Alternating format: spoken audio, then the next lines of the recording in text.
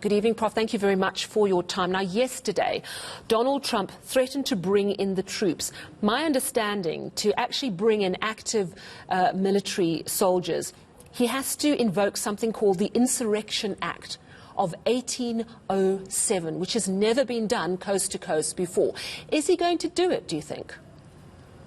Well, he's maybe bluffing, Sally, but at the same time, this is a real option that I think he does have. I've gone back and looked at the act, which was passed after the U.S. Civil War, and it was intended to give the president authority, if there was an insurrection, to try to tamp that down.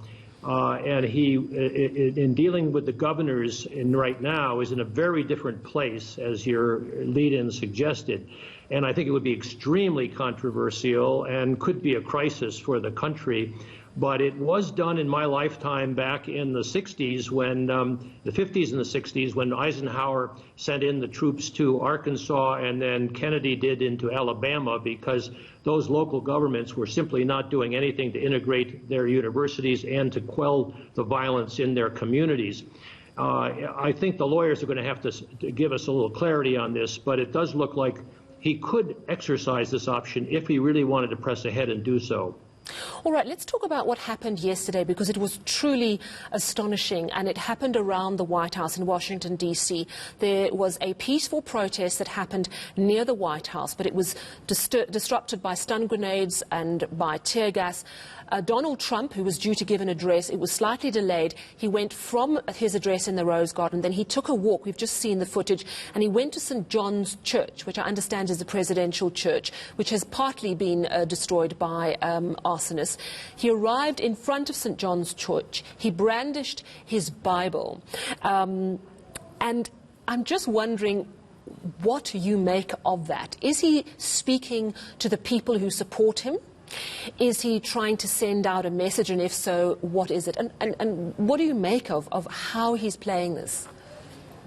Well, astonishing has become a devalued word when you talk about Donald Trump and his latest actions, because we wondered whether he was going to come down hard as a law and order president or try to do what most presidents in the past have done, which is to heal the country and bring them together. The Cyril Ramaphosa's challenge here with COVID, in which he's risen to that challenge, and previous presidents have done so, as we recall Obama after some violence. But here in the Rose Garden last night, Trump was very, very tough, even though he paid some acknowledgement to the injustices that have been done. But it was really sending code words to his base, his political base, about honoring the Second Amendment, which is the right to bear arms. He has a history of supporting police in the use of force against unruly or demonstrators at his rallies. So he did that and made I thought, a very tough speech with the threat of the use of force that you already alluded to, and then he walked across the street, had this photo op, was asked by a journalist, is this a family Bible? And he says, this is a Bible. He didn't go into the church. He didn't alert the church clergy that he was coming. He's been condemned by the Archbishop of the Episcopalate in Washington for having done this and made it a kind of a scene, but also to break up with the use of police force. A peaceful demonstration before the curfew went into effect really is at cross purposes with what I think a number of Americans, and I'm certainly concerned about, is the violence and mayhem that sometimes accompanies this, the rioting and the looting.